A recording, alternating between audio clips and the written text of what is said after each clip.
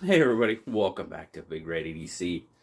Well, today we're talking Asher knives once again, and as most of the Asher knives that I've been checking out recently, this one was also loaned to me by John West. He's been very generous in sending out these Asher knives for me to check out. So greatly appreciate it, John. Thank you so very much. It helps the channel out tremendously, and I just can't thank you enough for doing it. So thanks again, my friend. But let's look at the flashback now. Gray G10 on the handle there. Now you've actually got a natural G10 backspacer. Found that interesting. So those of you Rit Die happy people, if you're not in or down with the natural G10, well, there's an opportunity for you to go ahead and customize this little guy, however you'd like. I mean, I could see that as what would go good with gray? Blue, red would be okay. I don't know. I don't know if red would be my first choice. I know. I know. Hold the presses. Hold the presses. I know. But, you can personalize it to, whatever you think fits your taste, which is really cool.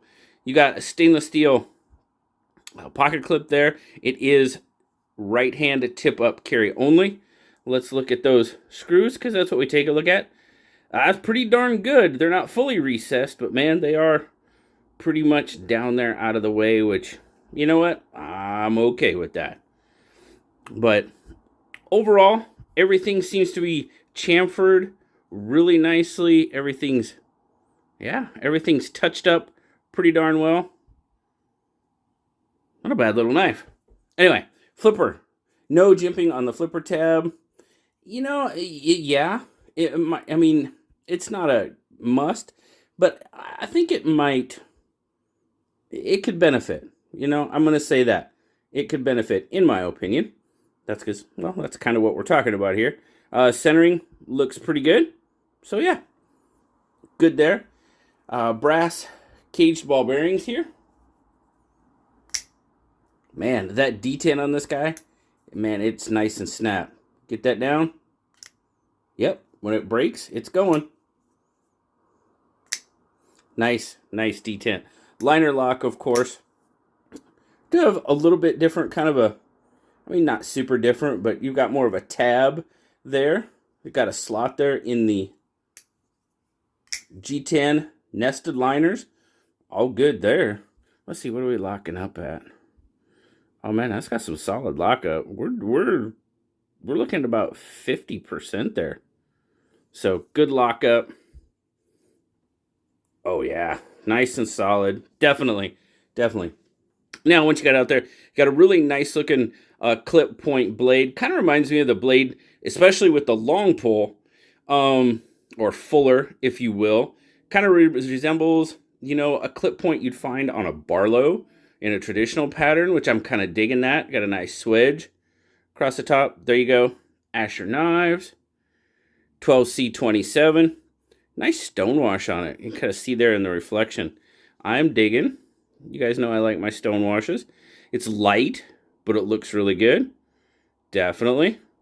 Yep, I'm in. Sharpening choil. Yeah, there's a bit of one. Doesn't look too bad.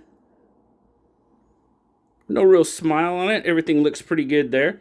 But there again, I just like that. I just like the way that blade looks. The long pull. I'm digging it. Now, let's get our specs and stuff out of the way, and then we'll talk size comparisons and all that good stuff. We're going to go over here. So, now it is a smaller knife. We're looking at right about 7 inches. So, small-ish. It's not too small. 4-inch handle, 3-inch blade, and your cutting edge is just going to be short of that 3 inches. So, there you go. Your 3-inch maximum states or cities or whatever the case may be, not a bad choice. And I'll tell you why it's not a bad choice a little bit more here in a little bit. Oh, grip length. That's what we need to talk about. From point to point, we're looking at about 3 1/4. That's how it looks in my 3 3/4 inch hand, so I can definitely get a full 4-finger grip on it. Just a little tiny bit left over. Feels really good though.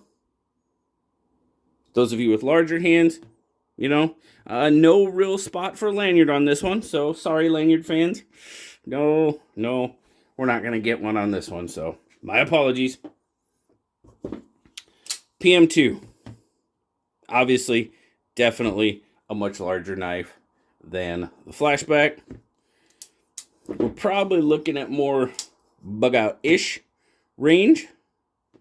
And so, yeah, still the bug out's got it by, probably almost close to a 1/2 inch.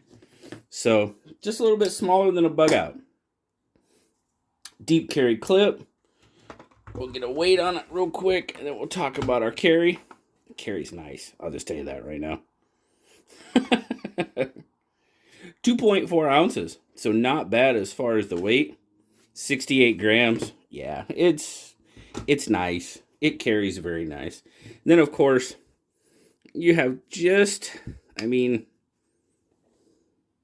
little bit. And with the rounded handle there, yeah, you don't have a whole lot showing. So good there. Now did you get that? Did you get that pop? With that ramp, it does have a ramp, but it's kind of a steep ramp. So you do have a little pop in the pocket. Comes out, not bad. Little pop there too. Great retention though.